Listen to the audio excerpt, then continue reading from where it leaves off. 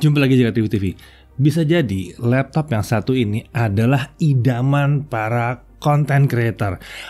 Kalian yang ingin punya laptop yang bisa untuk animasi 3 dimensi sambil dibawa jalan kemana-mana tentunya ya, karena masih gampang dibawa-bawa. Ya, ini adalah Acer Concept D7, sebuah laptop content creator yang sangat serius.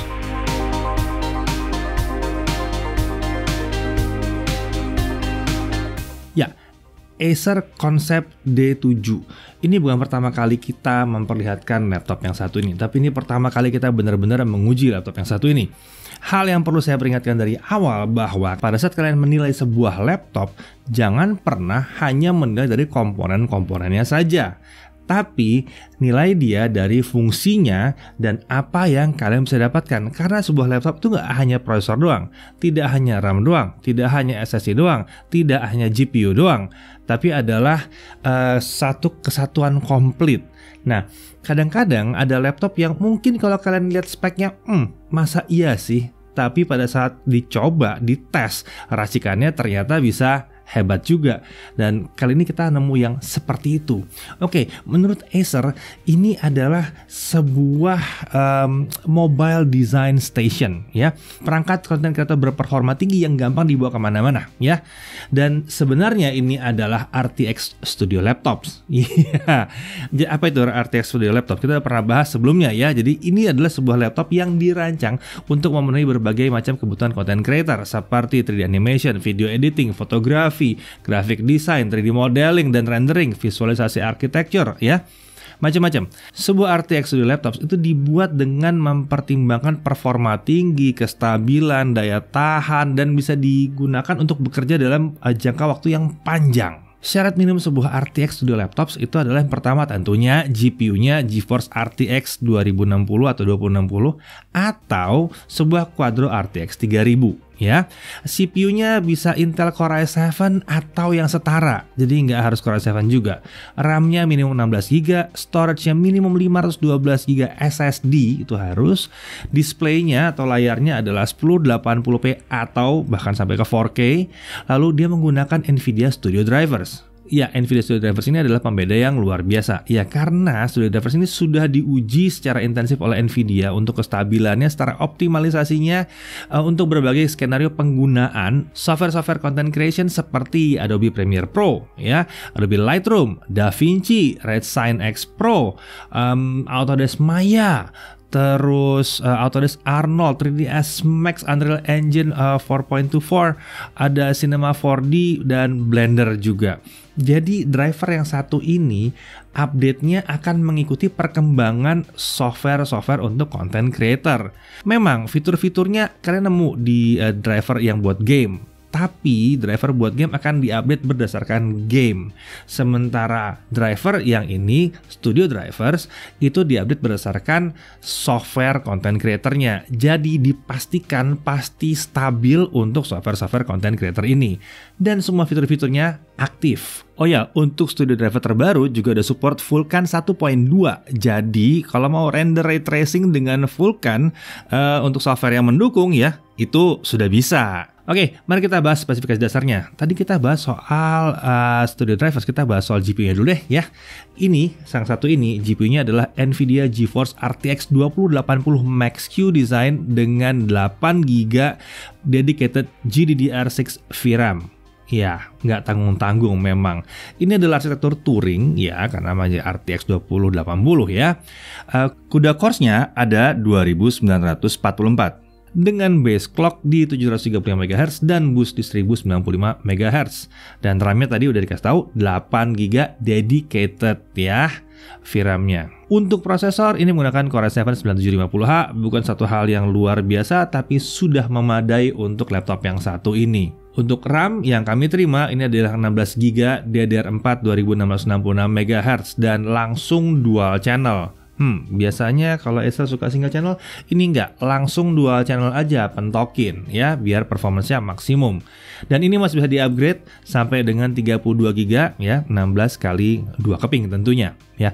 Untuk SSD, total SSD-nya adalah 512 GB SSD PCIe NVMe, tapi dia dalam RAID 0 konfigurasinya. Ya, RAID 0-nya adalah 2 kali 256 GB SSD PCIe NVMe. Jadi ini adalah 2 SSD yang digabung dengan metode RAID 0 untuk menghasilkan performance yang harusnya mencapai 2 kali lipat atau hampir 2 kali lipat dari kecepatan per SSD. Nah, untuk integrated graphics sendiri masih tersedia. Di sini ada Intel UHD Graphics 620 dengan 24 EU.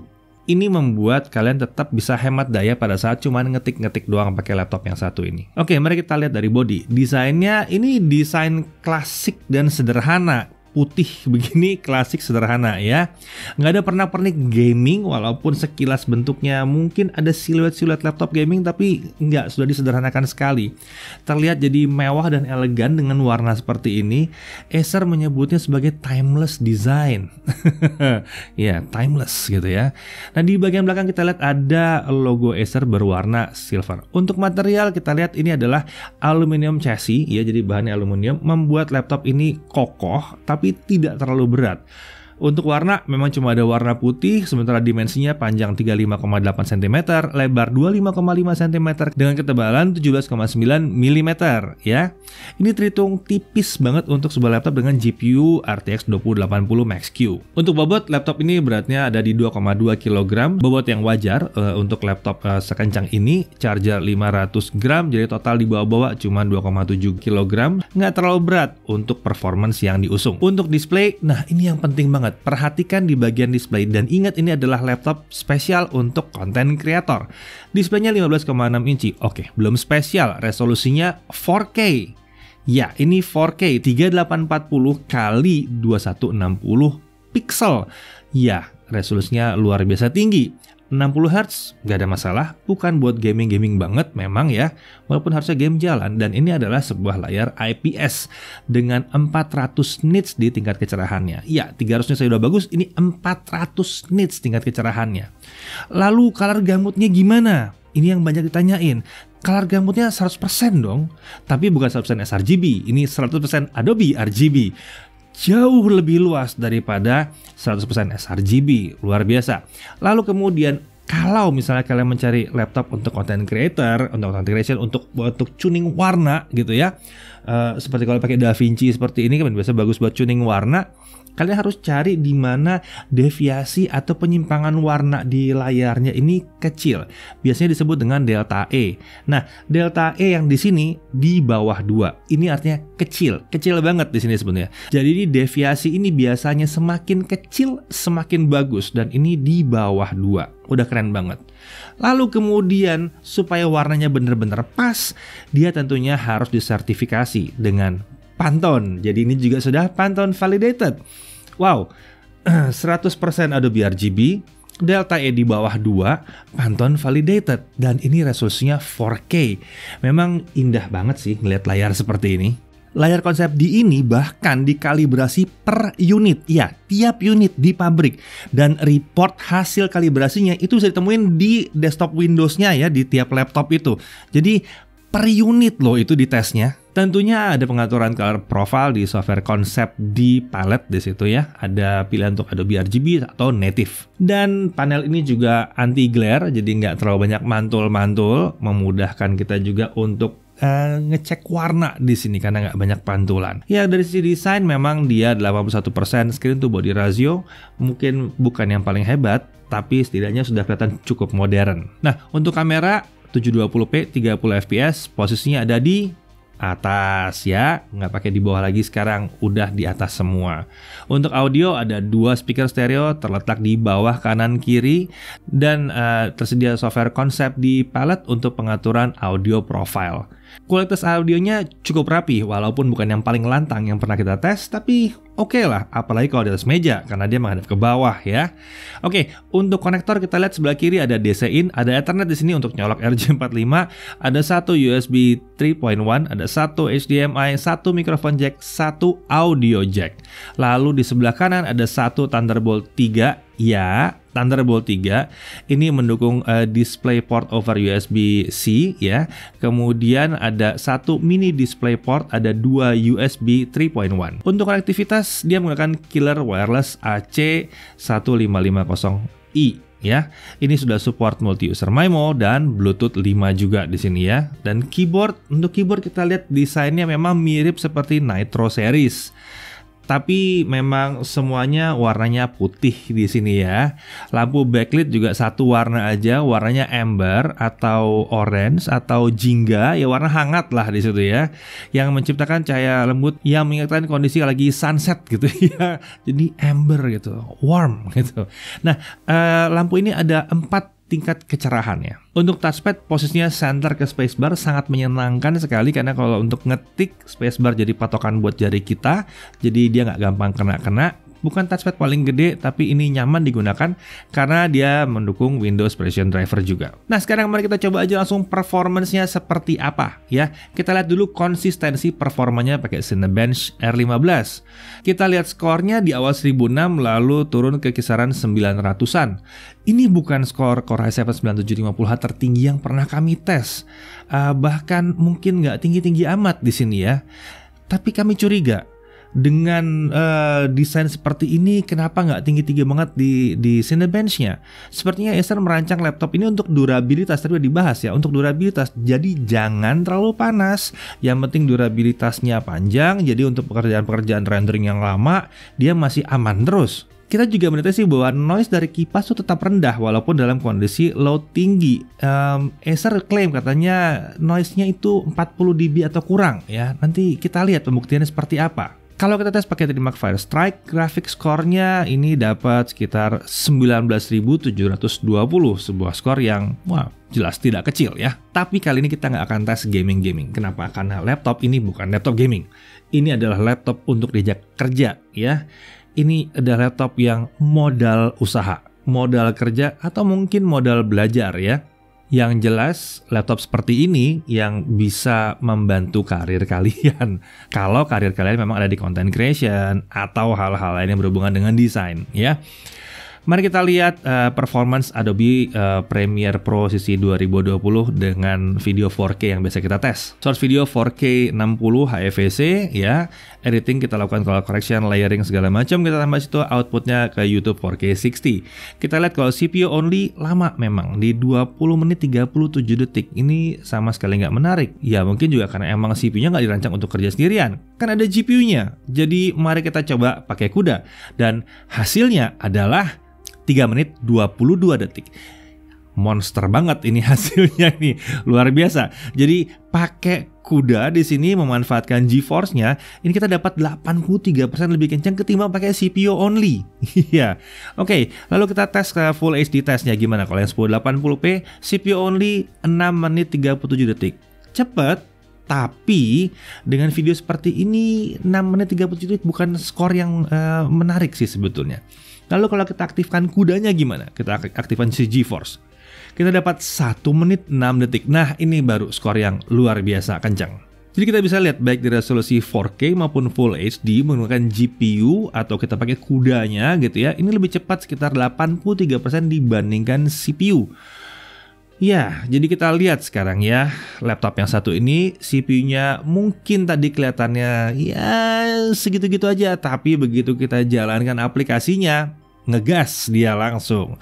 Oke, mari kita lihat kalau di Blender seperti apa. BMW model CPU render kita dapat 6 menit 45 detik. Lagi-lagi biasa aja ini skornya.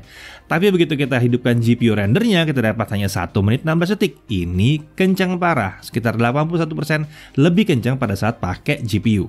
Lalu kita coba Barbershop ya. Ini tes yang kita baru mulai pakai lagi di sini ya.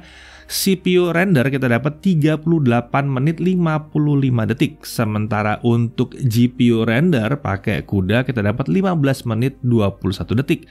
Jadi 60% lebih cepat kalau kita pakai GPU-nya. Jadi dari pengujian video rendering maupun 3D rendering, GPU Nvidia GeForce RTX 2080 pakai Max-Q ini yang disematkan dalam konsep D7 ini kelihatannya memang sangat-sangat membantu menyelesaikan pekerjaan-pekerjaan content creation dengan cepat sekali. Oke, selain software apps, kita juga udah nyoba jalanin beberapa software seperti Redsine X Pro untuk melakukan editing klip video pendek, Helium 8K Red RAW 60 fps, susah banget itu namanya ya, dengan kompresi Redcode 12:1 di laptop ini, dan semua jalan lancar dengan bantuan akselerasi GPU dari GeForce RTX 2080 dengan Max-Q Design ini. Lalu software editing lain seperti yang kita kasih lihat di sini, Blackmagic Design DaVinci Resolve ya. Ini sebuah software video editing gratis yang lagi marak dipakai karena kemampuan yang luar biasa walaupun gratis ya. Ini bisa dijalankan tanpa hambatan di laptop ini karena software ini emang terkenal lumayan berat gitu sebetulnya ya. Dan tentunya semuanya lancar karena ada akselerasi GeForce RTX 2080 dengan Max-Q Design ini. Jadi dilihat di sini prosesornya seperti cuman numpang dipasang aja biar semuanya nyala. Di mana-mana yang dijalani adalah GPU-nya. Luar biasa. Oke, sekarang mari kita cek storage-nya. Dengan Crystal Disk Mark kita cek read-nya di 3365, sementara write di 2818. Oke, ini kenceng, tapi kenapa rasanya seperti satu SSD? Padahal dia pakai 2 SSD dengan RAID 0. Tadi saya bilang harusnya speednya kali 2. Nah, saya berteori sedikit di sini bahwa kalau yang digunakan adalah satu SSD dengan kecepatan seperti ini, panasnya akan cukup tinggi, mendinginkannya akan cukup repot. Ingat, laptop ini mau dirancang untuk daya tahan kerja yang panjang dan lama ya. Jadi, mungkin ini adalah sebuah trik dengan cara memasang 2 SSD yang tidak terlalu panas dalam konfigurasi RAID 0 untuk mendapatkan kecepatan yang menyerupai sebuah SSD yang luar biasa kencang. Jadinya harusnya ini adem banget nih SSD-nya. Emang dirancang buat kerja dalam jangka waktu yang panjang. Oke, mari kita tes baterai sekarang dengan brightness 50%, volume 20%, kapasitas baterai kita lihat ada 82 Wh ya. Video playback 1080p dengan airplane mode kita lihat jalan di 6 jam. Sementara Chrome web browsing 5 jam 15 menit. Sebuah hasil yang wajar mengingat tingkat performance-nya, kemudian layar 4K yang digunakannya, tingkat kecerahan yang cukup tinggi juga. Jadi kita nggak punya masalah dengan hasilnya. Toh ini adalah sebuah monster yang emang akan mengeluarkan performa tertinggi pada saat colok listrik juga sih. Nah, kalau charging gimana? Nah, kalau charging kita lihat bahwa dia menyelesaikan dari 0 sampai 100% itu dalam 127 menit. Dan cukup menyenangkan, kita lihat bahwa di 120 menit dia mencapai 98% dan hanya butuh waktu 7 menit untuk mencapai ke 100%. Jadi nggak seperti beberapa laptop lain yang 10 menit terakhir itu lama banget katanya. Ini enggak, normal-normal aja. Cukup cepat di 127 menit atau 2 jam 7 menit. Oke, sekarang mari kita lihat sistem pendinginnya. Ini menarik, sistem pendinginnya itu aktif dengan 3 fan. Ini adalah 4th Gen Aero Blade 3D fan ya. Bionic design dengan ultra thin blades ya di sini. Intake dari bawah, exhaust dari arah belakang dan samping ya. Klaim Acer, noise-nya akan tetap di bawah 40 dB pada saat putar maksimal. Kita nguji dengan 3D rendering Blender Barbershop, noise yang dihasilkan ada di kisaran 39 sampai 40 dB. Ya, oke, sesuai janji ya. Jadi ini berarti pada saat dia diajak kerja keras juga nggak akan bising-bising amat, walaupun performanya monster. Lalu kalau suhunya seperti apa? Oke, kita tes Cinebench. Kita lihat rata-rata yang kita dapat tadi 72 derajat Celcius. Memang ada spike lompat sekali-sekali ke 94 derajat Celcius, tapi ini cuma spike doang. Ini udah biasa. Yang kita lihat adalah rata-ratanya di 72 derajat Celcius. Jadi ini aman sekali. Lalu kita gunakan CPU dan GPU bersamaan dengan Blender Barbershop Render. Jadi ini pakai GPU dan CPU bareng-bareng ya. Kita mau lihat suhunya gimana kalau kalian pakai buat rendering. Kita hajar dua-duanya ya. Kita lihat di CPU core rata-ratanya menjadi 87 derajat Celcius dengan maksimum spike di 90 derajat Celcius. Lagi-lagi hasil yang aman. Sementara itu RTX 2080-nya itu rata-rata di 70 derajat Celcius dengan maksimum di 74 derajat Celcius. Jadi aman, nggak ada masalah. Untuk suhu permukaan kita coba dengan thermal imaging ya. Kita rekam pada saat rendering 3D pada software Blender yang menggunakan CPU dan GPU selama 10 menit. Kita lihat bahwa area palm rest itu kisaran 30 derajat Celcius. Hampir seluruh area keyboard ada di kisaran 30 sampai 38 derajat Celcius. Hanya ada beberapa area panas yang mencapai 40 sampai 45 derajat Celcius di sekitar huruf U, I, O, dan P gitu ya. Suhu ini juga hanya dicapai pada saat heavy load, pada saat rendering gila-gilaan. Yang biasanya pada saat kalian klik render kalian tinggal, ya kan? Nggak terus diajak main game di situ, nggak, ya.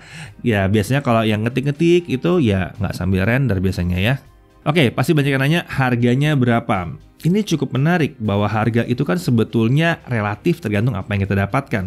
Oke, harganya ada di 39.999.000 termasuk Windows 10. Dan dia juga dapat gratis Adobe Creative Cloud Membership selama 3 bulan. Ini otomatis dapat lebih dari 20 aplikasi desktop dan seluler. Ini berlaku untuk pembelian satu unit laptop konsep D7 atau konsep D7 ya. CN71571 dari 1 Juni 2019 sampai dengan 31 Oktober 2021. Panjang juga umurnya ya. Klaim dapat dilakukan di website resmi Acer Indonesia dan tata cara link buat klaim itu ada di deskripsi video ini. Cek di bawah ya kalau emang kalian tertarik. Nah, yang menarik dari ini adalah garansinya. Garansi 3 tahun. 3 tahun garansinya ya. 2 tahun spare part dan 3 tahun untuk servis. Jadi selama 2 tahun pertama spare partnya terjamin. Lalu 3 tahun paling nggak itu servis masih terjamin terus. Nah, mari kita lihat poin-poin menariknya. Jadi ini adalah RTX Studio Laptop. Saya ulangi lah, ini adalah RTX Studio Laptop. Ini laptop yang memang didesain untuk content creator. Bukan buat gamer walaupun emang bisa diajak buat ngegame. Ya, desainnya tipis, simple, elegan, profesional, spesifikasinya tinggi dengan RTX 2080 Max-Q. Akselerasi GPU-nya udah kelihatan banget, itu membantu di berbagai macam software untuk menyelesaikan pekerjaan dengan cepat sekali, terutama di software-software content creation.